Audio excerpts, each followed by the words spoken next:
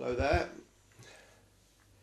Today we're looking at Genesis chapter 18, and it goes like this.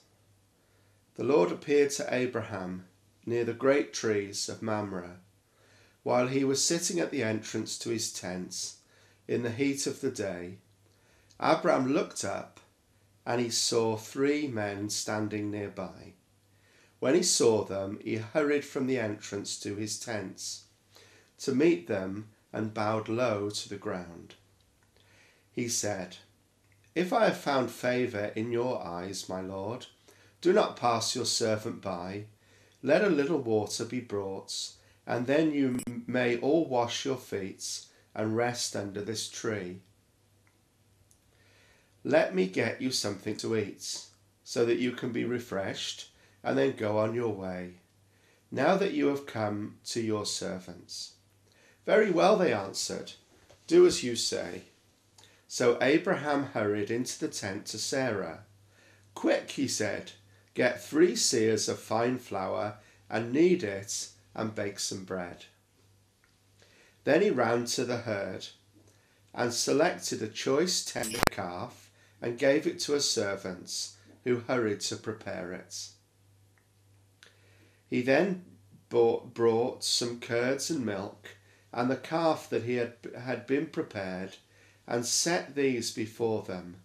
While they ate, he stood near them under a tree. "Where is your wife Sarah?" they asked him. "There, in the tent," he said. Then the Lord said, "I will surely return to you about this time next year, and Sarah, your wife, will have a son." Now Sarah was listening at the entrance to the tents, which was behind him. Abraham and Sarah were already old and well advanced in years, and Sarah was past the age of childbearing. So Sarah laughed to herself as she thought, "After I am worn out and my master is old, will I now have this pleasure?" Then the Lord said to Abraham, "Why did Sarah laugh and say, 'Will I really have a child now that I am old?' Is anything too hard for the Lord? I will return to you at the appointed time next year, and Sarah will have a son." Sarah was afraid, so she lied and said, "I did not laugh." But he said, "Yes, you did laugh." Abraham pleads for Sodom. When the men got up to leave, they looked down towards Sodom, and Abraham walked along with them to see them on their way. Then the Lord said, "Shall I hide from Abraham what I am about to do? Abraham will surely become a great and powerful nation, and all nations on earth will be blessed through him. For I have chosen him, so that he will direct his children and his household after him to keep the way of the Lord by doing what is right and just, so that the Lord will bring about for Abraham what he has promised him." Then the Lord said, "The outcry against Sodom and Gomorrah is so great and their sin so grievous that I will go down and see if what they have done is as bad as the outcry that has reached me. If not, I will know." The men turned away and went towards Sodom, but Abraham remained standing before the Lord. Then Abraham approached him and said, "Will you sweep away the righteous with the wicked? What if there are 50 righteous in the city? Will you sweep it away and not spare the place for the sake of the 50 righteous in it? For far be it from you to do such a thing, to kill the righteous with the wicked, treating the righteous and wicked alike. Far be it from you. Will not the judge of all the earth do right?" The Lord said, "If I find 50 righteous people in the city of Sodom, I will spare the whole place for their sake." Then Abraham spoke up again. "Now that I have been so bold as to speak to the Lord, though I am nothing but dust and ashes, what if the number of the righteous is 5 less than 50?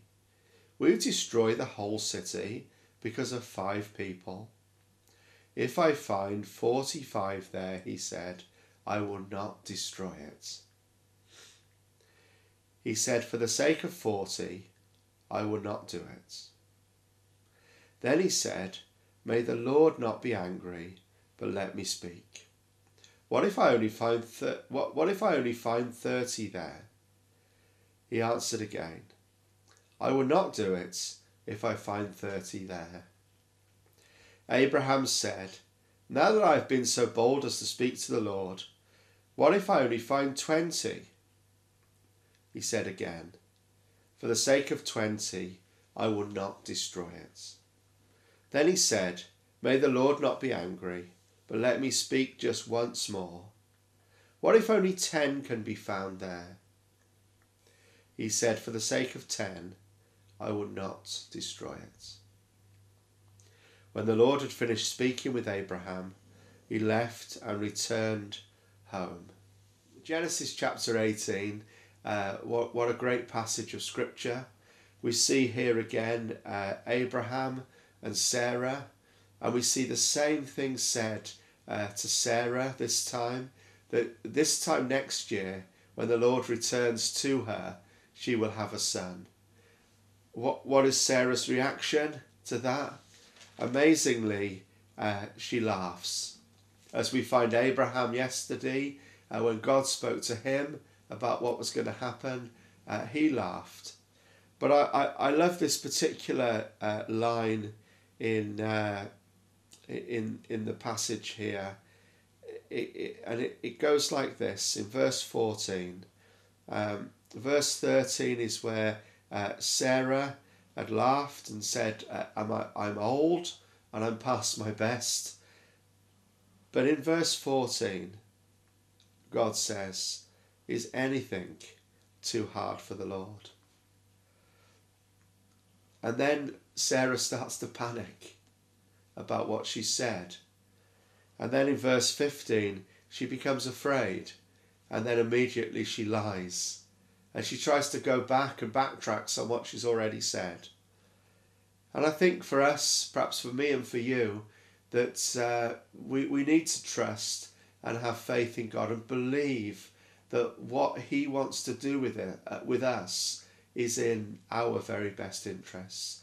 And when things go wrong, and when things don't quite pan out as they should, please don't go back and lie and blame someone else and backtrack.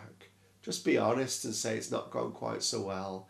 And God will pick you up again, dust you down, and he'll use you. Here a passage on Sodom, and that God looks at Sodom and decides that that city is wicked and he's going to destroy that particular city. Abraham pleads for Sodom, pleads that if there are righteous people found there, then God will spare that place. And he goes from 50 all the way down, unfortunately, to 10. And we know the outcome of that particular situation, that the righteous weren't found and that city was destroyed.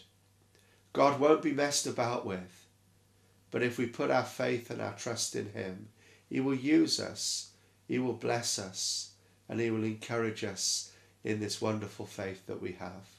Thank you for listening, thank you for watching, and I hope you have a great day.